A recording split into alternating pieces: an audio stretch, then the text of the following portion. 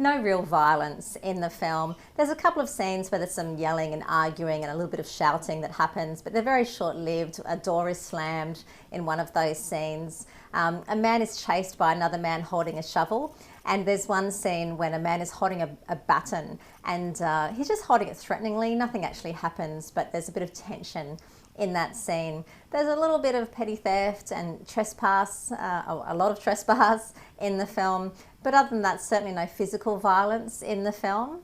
You do see a man sitting in a dental surgery. He's holding his cheek in pain. It's implied that he has cracked a tooth or hurt a tooth somehow, so he's has tooth pain. You don't see any dental work going on, but you do hear the sounds of drilling in that scene. The only other blood or gore in the film is a man stands on a nail in a construction site. The nail does go through his boot, so you don't actually see it entering the foot, but you do see blood and gore on top of the nail to indicate that it has passed through his foot. You see the wound being dressed, and you also see the foot bleeding a few times throughout the film. There's no sex in the film. You do see a couple in bed together. They're asleep. One of them does get out of bed and he is sort of shirtless, or it's implied that he's probably fully nude.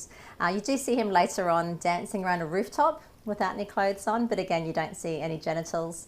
You see a group of men sitting around in their underwear, well, they're sleeping actually in what looks like underwear, just shirts and boxer shorts. And you see some kissing, one kissing scene in the film. There is a little bit of drug and alcohol references in the film. One man appears to be smoking a marijuana cigarette. It's only implied that that's what he's smoking. And his behaviour is a little bit kind of intoxicated. He says a few paranoid kind of things, and he sounds like he's high when he's speaking.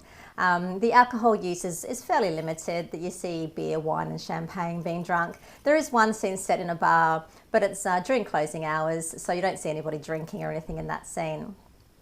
The swearing is quite minimal in the film. No F words, but there's one or two S words, and I think the A word is used once. There's also some very mild name calling in the film. Other than that, probably the biggest thing to be aware of in the film is the emotional roller coaster and the tension you go through, particularly in the scene at the end where we watch our hero set a wire between the two twin towers of the World Trade Center and then attempt to cross.